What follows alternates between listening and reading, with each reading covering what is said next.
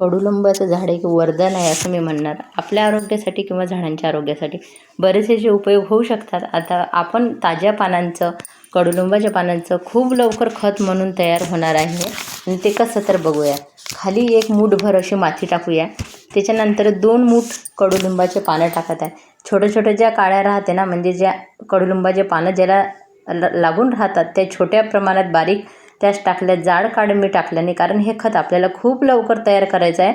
खूप लवकर तयार होणार आहे आणि याचा रिझल्टसुद्धा दाखवेल. रिझल्ट दाखवेपर्यंत व्हिडिओ बनवणार होती, पण काय आहे की कधी कधी मग व्हिडिओ डिलीट होतात आणि तुम्हाला पूर्ण दाखवायचं राहून जाते. बघा आता 2 मूठ पानं टाकले, 1 मूठ माती.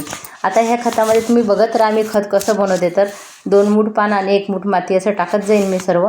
आणि याचे फायदे बघूया आपण. कडुलिंबाच्या खतामध्ये आहे ना, नायट्रोजन, फॉस्फरस आणि पोटॅशियम यासारखे महत्त्वाचे पोषक तत्व भरपूर असतात. आणि महत्त्वाची असल्यामुळे ती आहे ना झाडांच्या वाढीसाठी खूप आवश्यकसुद्धा असतात. आणि हे खत आपल्याला म्हणजे कोणताही खर्च न करता तयार होते. आणि याची मातीची संरचनासुद्धा सुधारते. ते मातीला एक भुसभुशीतपणा आणते आणि जमिनीत ओलावासुद्धा टिकून ठेवू शकते ही आपण बनवलेली खत. आणि खूप लवकर तयार होणार आहे. आणि सोपी पद्धत बघा तुम्ही किती आहे. कारण हे खत आहे ना, आपण जे तयार करू ना याच्यामध्ये मातीमध्ये कीडसुद्धा लागणार नाही. बऱ्याच अशा गोष्टी त्याच्यामध्ये आहे. म्हणून आपण त्याला आहे ना खूप छान खत म्हणून निमखलीचं जागेवर आपण हे मूठभर मातीसुद्धा आपल्या झाड लावताना टाकले ना, याचे फायदे होणार आहे भरपूर प्रमाणात. आणि हे जे खत आहे ना, दीर्घकाळ नायट्रोजन मिळत राहते. आपल्या कडुलिंबाचे खत आपण जेव्हा झाडामध्ये टाकतो आणि झाडांच्या मुळ्यांना कीड लागत नाही, झाडांची वाढ चांगली होते, असे भरपूर घटक ह्या खतामध्ये तयार होणार आहे. ह्या जाड काड्या आहे ना मी बाजूनं काढत आहे, कारण ह्या काड्या आपल्याला धान्य साठवताना भरून त्याच्यामध्ये जर ठेवल्या तर आपल्या धान्याला कीडसुद्धा लागणार नाही. असा बहुगुणी आपला कडुलिंब आणि त्याचा उपयोग तर आपण केलाच पाहिजे. खरं तर अंगणामध्ये खूप मोठं कडुलिंबाचं झाड आहे, पण ते इतकं उंच झालं आहे ना आता की त्याचे पानं पहिले भरपूर उपयोग केलेला आहे मी, पण आता पानाला हातच पुरत नाही. म्हणून बागकाम काय काय करायला लावते ते पण आपण बघूया.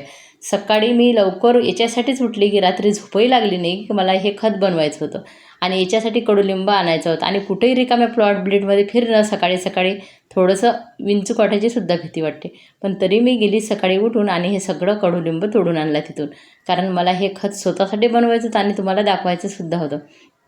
बघा अशा पद्धतीने 2-3 मूठ कडुलिंब टाकून 1 मूठ अशी माती टाकायची. मातीच्या संपर्कात आल्यामुळे काय होणार आहे, आपल्या कडुलिंबाचं खत खूप लवकर तयार होणार. आणि हे पानं आपण ताजी मिळवल्यामुळे याच्यामध्ये जे काही लिक्विड आहे भरपूर प्रमाणात पोषक तत्व याच्यामध्ये जास्त आहे सुकलेल्या पाण्यामध्ये, कारण हे पूर्ण ग्रीन आहे, ताजे आहे. आणि हे सर्व आपल्या मातीमध्ये मिक्स होतील आणि उत्तम दर्जाचं आपल्याला खत मिळेल, ज्या खताचा उपयोग करून आपल्या बागेमध्ये आपण कीडसुद्धा दूर करू शकतो. आणि भरपूर असे पोषक तत्व आहे की ज्याच्यामुळे आपले झाडंसुद्धा वाढ घेणार आहे. म्हणून हे खत मी बनवते कसं ते पूर्ण बघा. आणि अशा पद्धतीने आपण घरगुती खतांचा उपयोग करूनही आपली बाग फुलवू शकतो. महागडे खतं आणायचं आपल्याला काम पडणार नाही.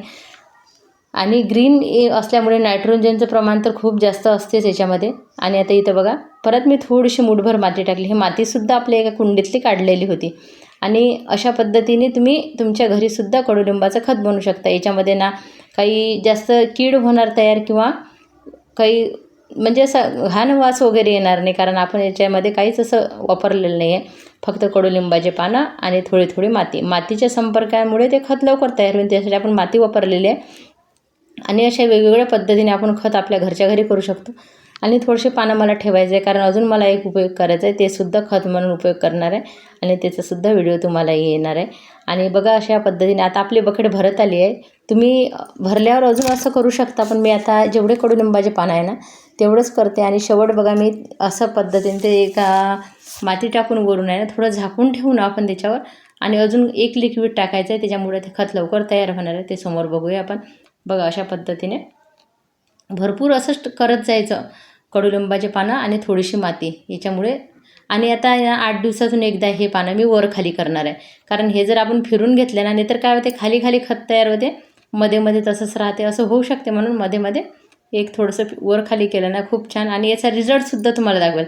मला पूर्ण दाखवायचं होतं बनवण्यापासून तर रिझल्टपर्यंत, पण म्हटलं नाही खूप मोबाईलमध्ये याच्यामध्ये इतके व्हिडिओ जमा होतात ना झाडांचे. दररोज फोटो घेतो आपण, व्हिडिओ घेतो, त्याच्यामुळं म्हटलं करून दाखवून द्यावं, नाही तर मग आपल्या खूप झालं की मग आपल्याला दिसत नाही ते. बघा आता अशा पद्धतीने सगळं एकही वाया न जाऊ देता, आणि ह्या काड्या मी धान्यामध्ये टाकायला साठवून ठेवतो ना आपण, त्याच्यामध्ये ठेवलेले आहे.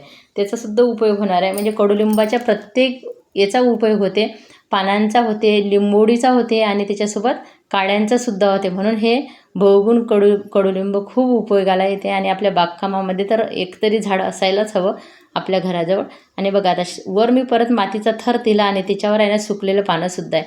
आता हे जे पाणी टाकते ना, हे ताक आणि तुम्ही गूळ भिजत ठेवून थोडंसं पाणी टाकू शकता, किंवा ताकही टाकू शकता. अशा पद्धतीने आता बघा मी एका कापडाने झाकून हे सावलीमध्ये ठेवणार आहे, आणि तुम्हाला खूप लवकर याचं खत बनवून दाखवणार आहे, कारण कमी कालावधीत हे तयार होणार आहे. तुम्हाला कसा वाटला व्हिडिओ नक्की सांगा. धन्यवाद.